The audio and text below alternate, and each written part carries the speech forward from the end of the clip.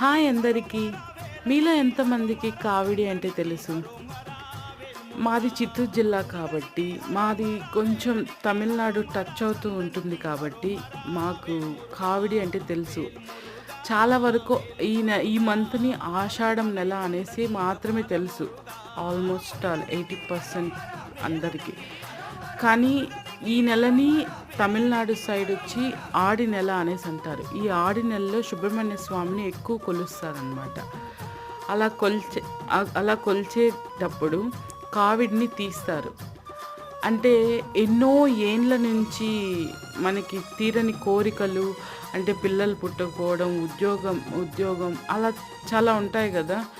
అలా ఏదైనా కోరికలు తీరకుండా ఉంటే అది మనసులో మొక్కుకొని ఎవ్రీ ఇయర్ నీకు కావిడి ఎత్తుతాం తండ్రి అనేసి మొక్కుంటే చాలు, ఆ తండ్రి నెరవేరుస్తారు.